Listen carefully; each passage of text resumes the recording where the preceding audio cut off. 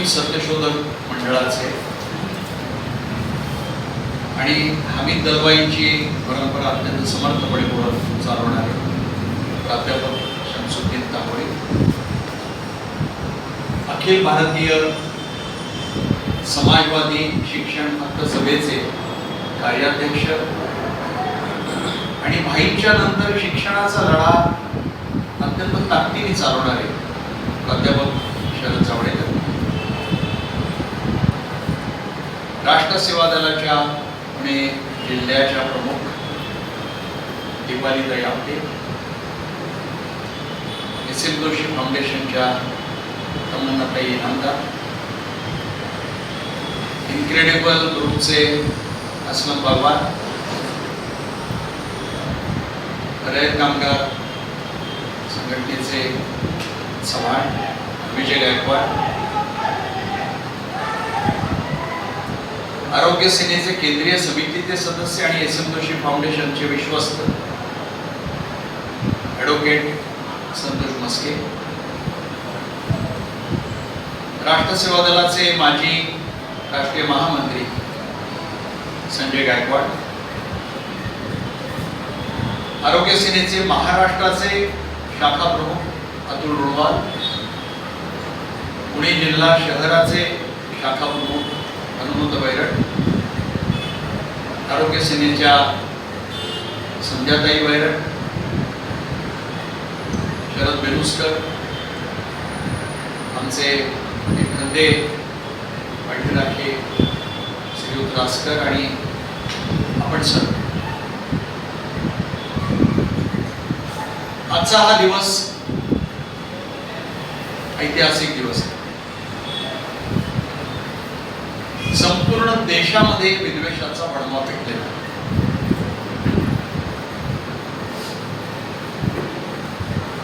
हा वणवा या देशाच्या एका श्रेष्ठ अशा संस्कृतीलाच गिळंकृत करत चाललेला. भारतीय संस्कृती नावाचा एक अत्यंत व्यापक कल्पनेचा आत्माच चिंधड्यात आलेल्या अवस्थेमध्ये आपल्याला पाहावा लागेल.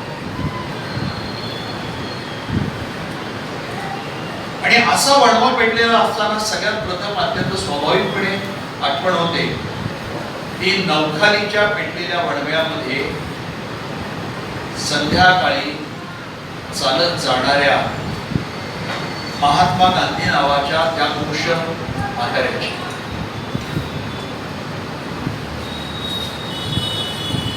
गांधी नवखालीच्या वणव्यामध्ये बेधडक शिरले.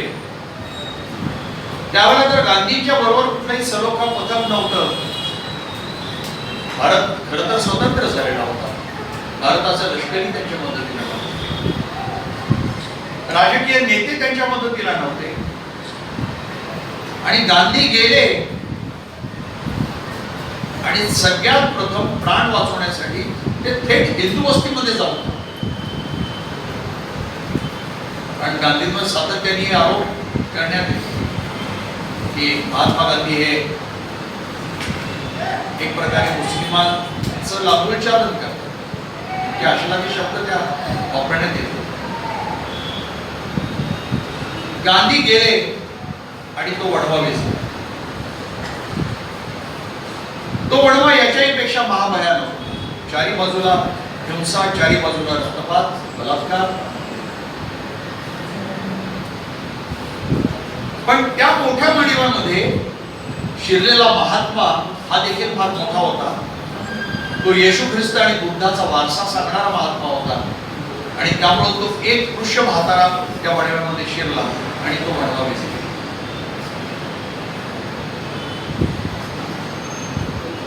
महात्मा गांधींच्या याच घटनेचं एक अत्यंत नम्र अनुकरण आम्ही आमच्या मर्यादा लक्षात घेऊन आरोग्य सेनेच्या वतीने हे सलोखा पथक स्थापन करतो. दुसऱ्या दोन घटनांची ही आठवण यावेळेला होणं अत्यंत स्वाभाविक आहे. ते म्हणजे पुण्यामध्ये पेटलेला जो हिंदू मुस्लिम दंगा होता, तेव्हा एस.एम. जोशी ज्या पद्धतीनं निर्भयपणे भडकलेल्या पेटलेल्या जनसमुदायाला सामोरे जात होते. पण त्यावेळेला अजून एक वेगळी घटना घडत होती जी माझ्या स्मरणात आहे. मी खूप लहान होतो त्यावेळेला. भाई हे एरोड्याच्या तुरुंगामध्ये सक्त मुजरी होते आणि पुणे आकाशवाणीवर अनेक मान्यवरांनी असं आवाहन केलं होतं की तातडीने भाईंना सोडा, भाईंसारखी माणसं आल्याशिवाय हा हैदोस थांबणार नाही. आणि भाईंना सोडण्यात आलं होतं आणि भाई बाहेर पडल्यावर बेधडक त्या दंगलीमध्ये शिरले. स्वाभाविकपणे एसएम सारखी माणसं, भाईंसारखी माणसं ज्या वेळेला निर्भयपणे अशा वणव्यांमध्ये शिरतात तेव्हा ते वणवे विझतच असतात. या घटनेचं देखील अनुकरण करण्याचा हा एक नम्र प्रयत्न. सलोखा समिती हे नाव का? अनेक तऱ्हेच्या शांती समित्या किंवा समाजामधलं एकोपा टिकावं म्हणून अनेक तऱ्हेच्या समित्यांच्या कल्पना अनेकांनी मांडलेल्या आहेत आणि त्या राबवण्यात आल्या. पण मला नेहमी असं वाटत गेलेलं आहे की समिती हे नाही म्हणलं तरी इज डिस्कशन आणि पथक इज अन ऍक्शन. आरोग्य सेना जेव्हा एखादं काम हातात घेते तेव्हा ती कृती असली पाहिजे. ती चर्चा असून चालणार. चर्चा झाल्याच पाहिजे. चर्चा माणूस घडवतात, चर्चा माणसाला बदलवतात, चर्चा माणसांना जीवनाकडे बघण्याचे दृष्टिकोन देतात, अनेक प्रश्नांकडे बघण्याचे दृष्टिकोन देतात. पण अनेक वेळा अशा घटना घडत असतात की त्यावेळेला कृतीची गरज असते. आरोग्य सेनेच्या प्रशिक्षणाला जेव्हा 27 वर्षांपूर्वी सुरुवात केली, ही सुरुवात केली कुठे? तर भारत यात्रा आरोग्य चिकित्सा केंद्र जे परंदवडीतल्या भारत यात्रा केंद्रात मी माझ्या सहकार्यानं घेऊन चालवत होतो, त्या केंद्रात मावळातल्या खेडूतांच्या समोर त्यावेळेला जेव्हा मी प्रथम नैसर्गिक आपत्ती आणि मनुष्य निर्मित आपत्ती, मानव निर्मित आपत्ती, नॅचरल डिझास्टर्स आणि मॅनमेड डिझास्टर्सची संकल्पना मांडली, तेव्हा मनुष्य निर्मित आपत्त्यांमध्ये जसे अनेक तऱ्हेचे अपघात येतात, त्याच्यामध्ये युद्ध येतं, पण त्याचबरोबर त्याच्यामध्ये काही गोष्टींचा अत्यंत आवर्जून समावेश केला होता आणि तो म्हणजे अल्पसंख्याकांवरचे अत्याचार, महिलांवरचे अत्याचार, कुपोषण, दुष्काळ, भ्रष्टाचार, जो अनेक गोष्टींना जन्म देत असतो आणि त्याचबरोबर त्यामध्ये दंगल, रायट्स या गोष्टीचा समावेश केला. अभ्यासक्रमामध्ये या गोष्टीचा समावेश केला. मला काही हा प्रश्न विचारला तेव्हा मी त्यांना सांगितलं की बाबा अनेक दंगली अशा घडलेल्या आहेत की ज्या दंगलींमध्ये झालेली हिंसा ही अनेक युद्धांपेक्षा देखील जास्त होते. जगाचा इतिहास म्हणजे हा फक्त भारताचा इतिहास नाहीये, तर अनेक पाश्चात्य राष्ट्रांमधल्या देखील दंगलींचे इतिहास आहेत. मुस्लिम राष्ट्रांमधल्या दंगलींचे इतिहास आहे, आफ्रिकेमधल्या राष्ट्रांच्या दंगलींचे इतिहास आहे. दंगलींमध्ये, हिंसेमध्ये गेलेल्या लोकांची संख्या पाहिली तर अनेक युद्धांच्या ती बरोबर जाते. पण तरी देखील आपण दंगल या गोष्टीकडे इतक्या गांभीर्यानं पाहतो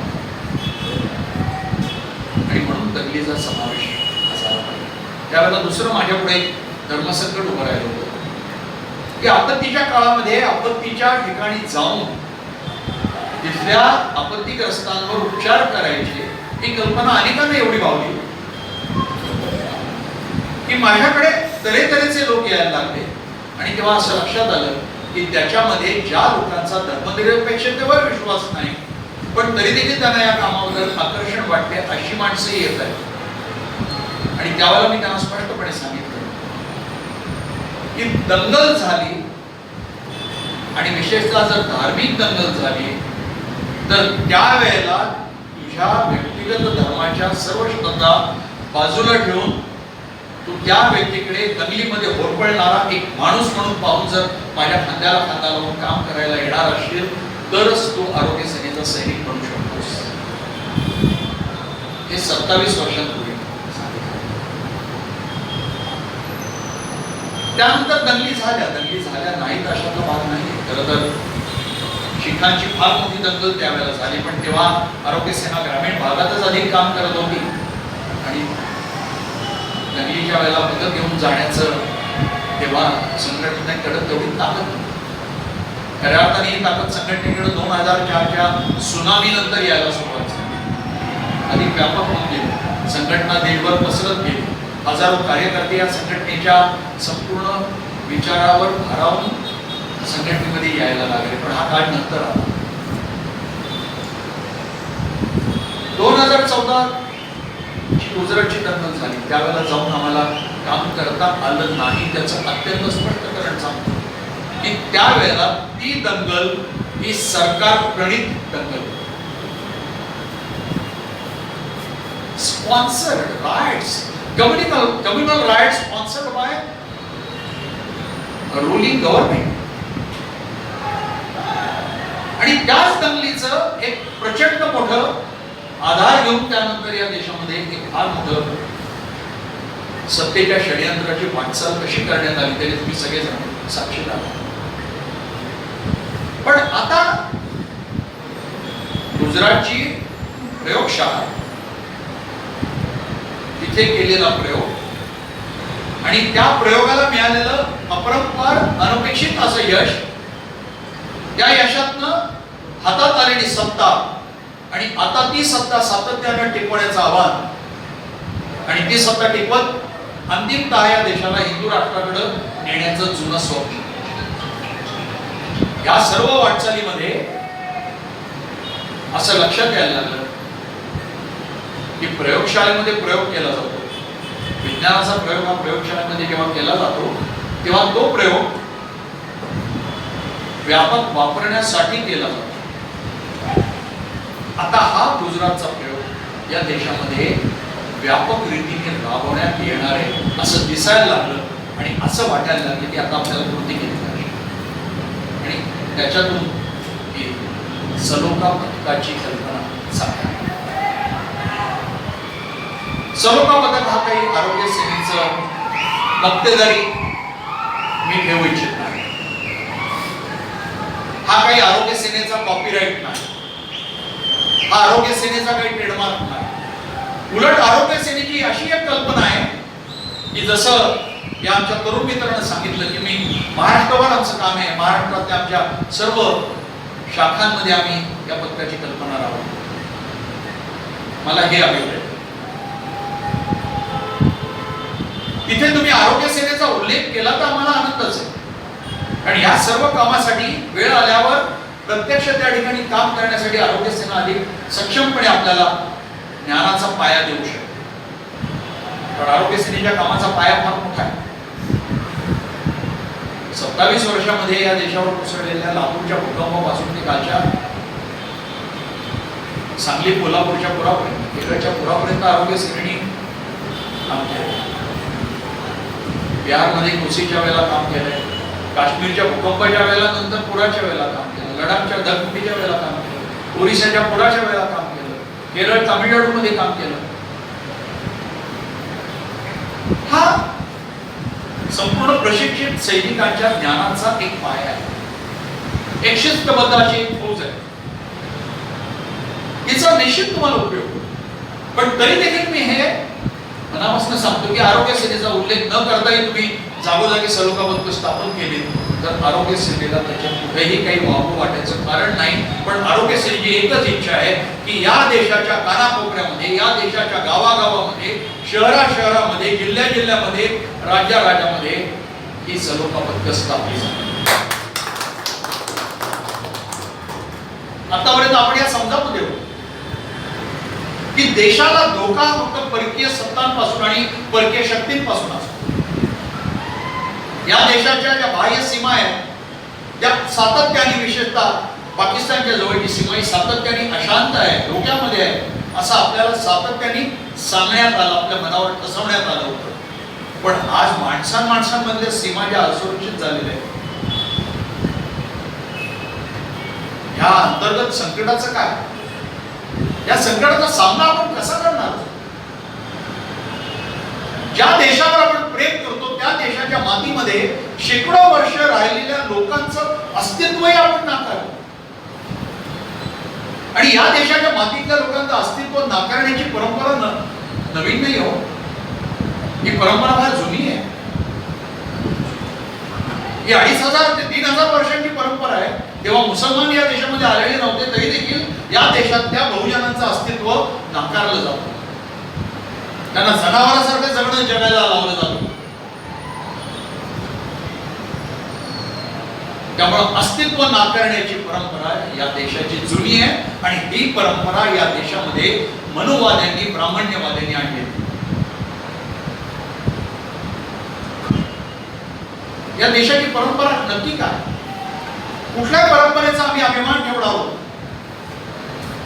ज्या संत तुकारामांचे शेख मोहम्मद हे अनुयायी होते, ही परंपरा आम्हाला हवी आहे का? ज्या स्वामी विवेकानंदांना, खरं तर जो या देशातला एक आद्य समाजवादी,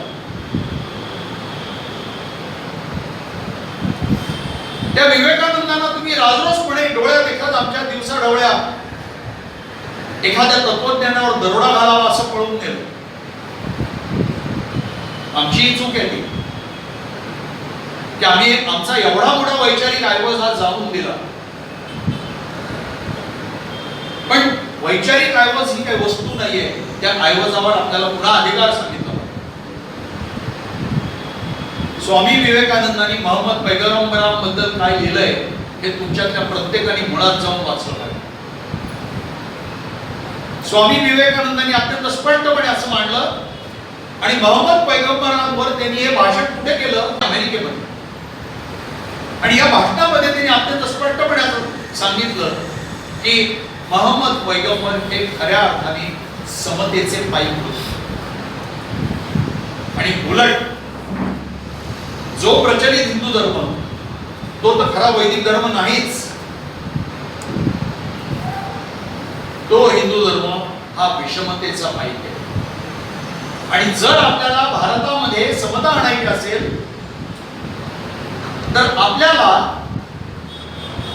वेदांचं हृदय, त्याच्यामध्ये विवेकानंदांना ऋग्वेद फक्त अभिप्रेत होतं, हे लक्षात ठेवलं पाहिजे.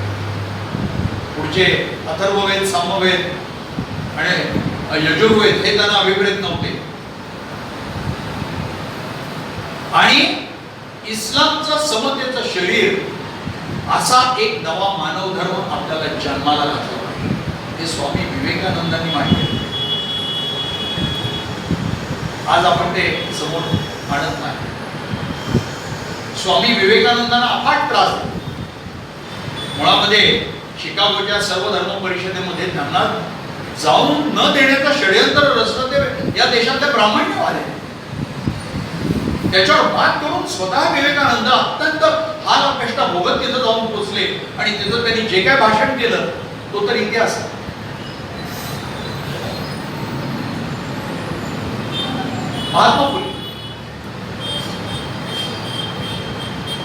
महात्मा फुलेंचा एक अखंड आहे आणि त्या अखंडाचं शीर्षक आहे मानव मोहम्मद. हा अखंड देखील मुळामध्ये प्रत्येकानं वाचला पाहिजे, हा लोकांच्या पुढे आणला पाहिजे. विशेषतः जो बहुजन समाज, तो दलित समाज, ज्याला आपल्या पारंपरिक भाषेमध्ये शूद्रातिशूद्र असं म्हटलं जातं, या सर्व समाजापुढे महात्मा फुलेंनी जे काय म्हटलेलं आहे ते आपण समोर ठेवलं पाहिजे. महात्मा फुलेंनी अत्यंत स्पष्ट शब्दामध्ये हिंदुत्ववाद्यांच्या मानसिकतेचं आणि त्यांच्या चालीचं विश्लेषण केलं. त्यांनी अत्यंत स्पष्टपणे असं म्हटलं की संपूर्ण हिंदुत्ववादी संस्कृती, मनुवादी, ब्राह्मण्यवादी संस्कृती ही विषमतेवर आणि त्या विषमतेवर आधारित अशा स्वार्थावर आणि अर्थकारणावर आधारित आहे. आणि जे लोक विषमतेवर विश्वास ठेवतात आणि विषमता समाजामध्ये राखणं हा त्यांच्या स्वार्थाचा भाग असतो. अशा लोकांना नेहमी समतेची भीती वाटत असते आणि म्हणून त्यांना इस्लामच्या समतेची भीती वाटते. आणि म्हणून इस्लामच्या बद्दल सातत्याने बहुजन समाजामध्ये एक भीती निर्माण करायची, द्वेष निर्माण करायचा असं षड्यंत्र रचलं होतं. हे महात्मा फुलेंनी लिहून, जर धिक्कार करायचा असेल आम्ही हे सांगितलं म्हणून, तर आमचा जरूर धिक्कार तुम्ही. संत तुकारामाचा शिष्य मुस्लिम होते. विवेकानंदांनी मोहम्मद पैगंबरांवर अमेरिकेमध्ये त्यांच्या समतेवर भाषण दिलं होतं आणि महात्मा फुलेंनी मानव मोहम्मद असा अखंड लिहिला होता. हे जर आज आम्हाला जाहीरपणे सांगायला तुम्ही बंदी घालत असाल तर आम्ही पण ती आहे बंदी हुडकावून हे समाजाच्या पुढे आणत. हा खरा भारतीय समाज. या देशाची संस्कृती मिश्र संस्कृती नव्हती. जगाच्या पाठीवर कुठली संस्कृती अशी की जी मिश्र नव्हती. Culture is a confluence. संस्कृतीचे प्रवाह हे अनेक उपसंस्कृत्यांना आपल्या पोटामध्ये घेत पुढे पुढे जात राहतात आणि त्याच्यातनं सातत्याने एक नवी नवी संस्कृती विकसित होते. हा अभ्यास करा, हे समजून घ्या. पाहिजे एका संस्कृतीत तुम्ही जर कल्पना मांडणार, एका रंगाची कल्पना मांडणार असाल, अहो एका रंगाचं प्रेम किती, तर तिरंग्यावर जे 3 रंग देखील त्यांना तेव्हा मान्य नव्हते. तिरंग्याला त्याला विरोध, प्रखर विरोध केला. आणि कुठपर्यंत विरोध केला तर त्या रंगांना विरोध केला. आणि भारताच्या स्वतंत्र भारताच्या झेंड्यामध्ये 3 रंग असणं, 3 हा आकडा शुभ आहे म्हणून ते असू नये असा युक्तिवादी आतापर्यंत तिरंगा संघाच्या शाखेवर फडकवला जातो. राष्ट्रप्रेमाची भाषा करायची म्हणजे नक्की काय? एक संस्कृतीचा आग्रह धरत असाल तर आज हे तुमचे सगळे पोरबाळ या देशातल्या राखीव जागांचं खोटं कारण सांगून अमेरिकेसारख्या पाश्चात्य देशांमध्ये तिथल्या संस्कृतीचा उपभोग घेत आहेत. त्या पोराबाळांना तिथल्या देशांनी 10 वर्षामध्ये आपलं नागरिकत्व दिलेलं आणि सामावून घेतलेलं. एक राष्ट्राध्यक्षाचं पद सोडलं तर कुठलाही माणूस त्या देशामध्ये अगदी स्थलांतरित झालेला देखील हा अमेरिकेच्या उच्च पदापर्यंत जाऊ शकतो. कमला हॅरिस हे त्याचं उत्कृष्ट उदाहरण. म्हणजे कल्पना चावलाचा अभिमान सांगायचा. ओबामाच्या व्हाईट हाऊस मध्ये आमचे कसे भारतीय मोठमोठ्या पदांवर होते सांगायचं. जो बायडेन यांच्या निम्या पदांवर भारतीय कसे होते सांगाय. हे कोण भारतीय? हे त्या अर्थानं भारताचं नागरिकत्व सोडून अमेरिकेचं नागरिकत्व स्वीकारलेले आणि त्या देशामध्ये आपल्या करिअर मध्ये पुढचे टप्पे गाठत गेलेली तुमचीच माणसं आहेत. न्यूयॉर्क स्क्वेअर मध्ये 15 ऑगस्ट साजरा करण्याची तुम्हाला परवानगी आहे. तुम्ही तर भारतीय नागरिकत्व सोडले, तुम्ही अमेरिकेचं नागरिकत्व स्वीकारलेलं आहे आणि तरी देखील तो देश तुम्हाला तुमच्या मूळ देशाचा स्वातंत्र्य उत्सव करण्याची परवानगी देतोय. गणेशोत्सव तुम्ही तिथं साजरा करता आणि रस्त्या रस्त्यावर ढोल वाजवून सांगता की आम्ही अमेरिकांना आमची भारतीय संस्कृती किती महान आहे हे दाखवतो. त्या ढोल वाजवून ती कशी कळते हा प्रश्न माझ्यापुढं आजही. पण ते करून दिलं जातं त्या देशामध्ये. जर आज या त्या देशाने तुमच्यासारखं जर वर्तन आणि पुन्हा हीच सगळी माणसं त्या अमेरिकेमध्ये आपलं नागरिकत्व सोडून त्या अमेरिकेचं नागरिकत्व घेऊन तिथल्या संपूर्ण भौतिक संस्कृतीचा उपभोग घेत तिथल्या सोबत त्याचा आनंद घेत इथे पैसे कोणाला पाठवतात तर हिंदुत्ववाद्यांना त्यांचं विष या देशामध्ये पेरण्यासाठी पाठवतात. देशद्रोह आहे. अनेक वेळा मला मनात येतं की अमेरिकेच्या राष्ट्राध्यक्षांना पत्र लिहावं. तुम्हाला कल्पना आहे की तुमच्या नाकाखाली या जगाची धर्मनिरपेक्षता, लोकशाही, स्वातंत्र्य, अभिव्यक्ती या सगळ्या गोष्टी नाकारणारे हे सगळे लोक तुमच्या पैशावर जगतायत आणि तोच पैसा या देशाच्या तुकड्यांसाठी पाठवतात. फार चांगला उल्लेख आहे की नवी फाळणीच काही पुन्हा करण्याचं. हो, आता तर फाळणी माणसांमधली फाळणी, ही भौगोलिक फाळणी नाहीये. कारण आता या देशाची भौगोलिक फाळणी करणं इतकं सोपं नाही, पण ही माणसांमधली फाळणी. सातत्याने सांगितलं जातं की स्वातंत्र्य मिळाल्यावर या देशामध्ये काहीच घडलं नाही, या देशामध्ये एकही चांगली गोष्ट झाली नाही. म्हणजे याचा अर्थ स्वातंत्र्य मिळण्याच्या आधी ब्रिटिशांच्या 250 वर्षांच्या काळामध्ये सगळं चांगलं घडत होतं. हो, बरोबर आहे, कारण यांची निष्ठा ब्रिटिशांत पाहिजेच होती त्यावेळेला. त्यावेळेला देखील यांचे गुरुजी अत्यंत स्पष्टपणे लिहित होते की या देशाचे शत्रू हे ब्रिटिश नाहीयेत, तर या देशाचे शत्रू हे ख्रिश्चन, मुसलमान आणि कम्युनिस्ट आहेत. मुस्लिम होणं म्हणजे दानव होणं आहे, आणि दानव म्हणजे काय? असुर, यक्ष, किन्नर, दानव हेच शंकराचं सैन्य. तुम्ही ज्यांना दानव म्हणता, तुम्ही ज्यांना राक्षस म्हणता, हे या देशातले मूल निवासी होते. पण अत्यंत पद्धतशीरपणे तुम्ही अशा तऱ्हेने इतिहास लिहिला की जणू काही ही माणसं म्हणजे डोक्यावर 2-2 शिंग असणारी, लांब सुळके असणारी जनावरांसारखी माणसं होती. ही माणसं या देशाचे मूळ निवासी होते, आणि ती तुमच्या त्या यज्ञ संस्कृतीला आणि यज्ञ संस्कृतीमध्ये होणाऱ्या महाभयानक हिंसेला विरोध करते. तुम्ही त्यांची माती ताब्यात घेतली. या पद्धतीनं आपल्याला सातत्यानं घडवलं गेलं. मला असं वाटतं की ज्याचा कोणाच्या देशावर प्रेम आहे त्या प्रत्येकाला वाटलं पाहिजे की हा देश अखंडाचा आहे. पण अखंड भारत म्हणजे काय नक्की?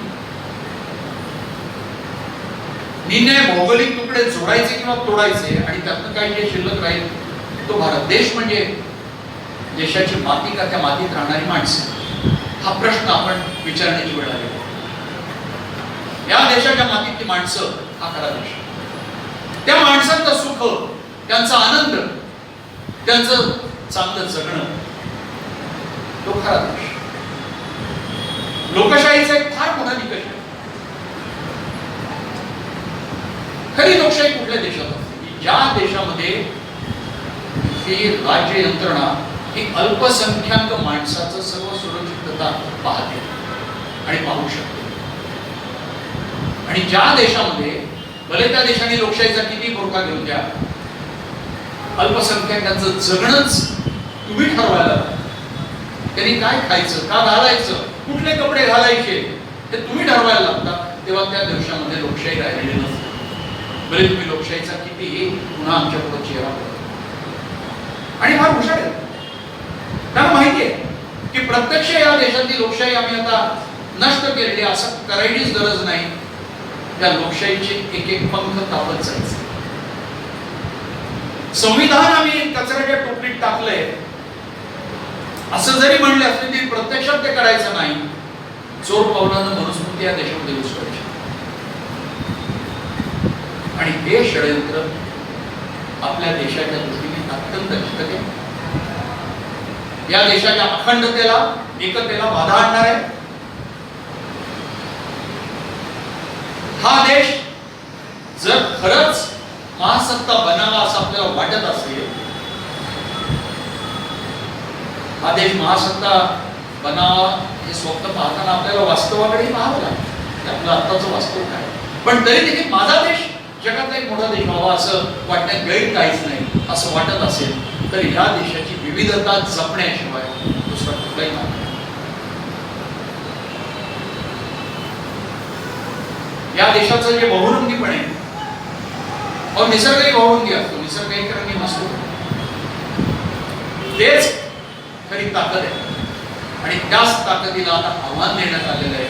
आणि म्हणून आपल्याला आरोग्य सेनेचे सलोखा पथक उभं राहण्याची, हे सलोखा पथक मी मगाशी एसएमचं खूप वृद्ध उदाहरण सांगितलं की दंगल विझवताना मला मरण यावं असं एसएम म्हणले होते.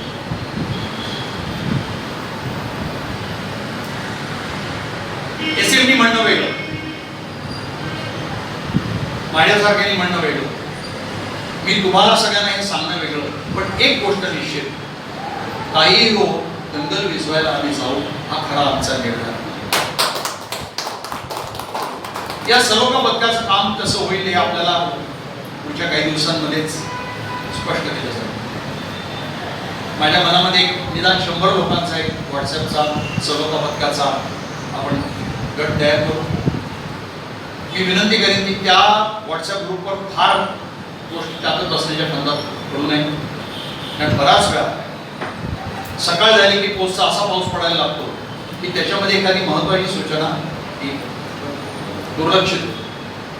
हा ग्रुप आपण फक्त ज्या वेळेला आपल्या गावामध्ये शहरामध्ये कुठल्या समूहाला जर असं वाटेल की जमातवादाची लागण इथं होतीये, तेढ निर्माण केली जाते, वणवा पेटण्याची शक्यता आहे, दंगल समोर दिसतीये, त्यावेळेला निरोप देण्याचा हा व्हॉट्सअप ग्रुप असेल. आणि मग त्यावेळेला मात्र आपण हातातली कामं सोडून सगळ्यांनी तिथं पोचवतो. या पथकानं पोलीस दल, प्रशासन, काही राजकीय नेते यांच्याशी संबंध ठेवा, पण त्यांना बरोबर घेऊन जाण्याची माझ्या मनामध्ये काही इच्छा नाही. आरोग्य सेनाही सातत्याने अशाच पद्धतीने काम करत आलेली आहे. कारण मग त्याला काय पद्धतीने भरकटवलं जातं याची मला फार चांगली कल्पना आहे. म्हणून आपणही आरोग्य सेनेचं एवढं मोठं काम करत असताना देशात कुठेही सरकारी यंत्रणेची कधीही मदत घेतली नाही. स्वतंत्रपणे आपण सातत्याने काम केलं आणि प्रचंड प्रमाणावर काम केलं. मला असं वाटतं की आपण मुक्तपणे, निर्भयपणे आपल्या आत्म्याची, या देशाच्या एकतेची हाक ऐकून जेव्हा जेव्हा या देशाच्या समाजावर, त्या समाजाच्या एकतेवर एखादं संकट येईल त्यावेळेला आपण धावू शकतो.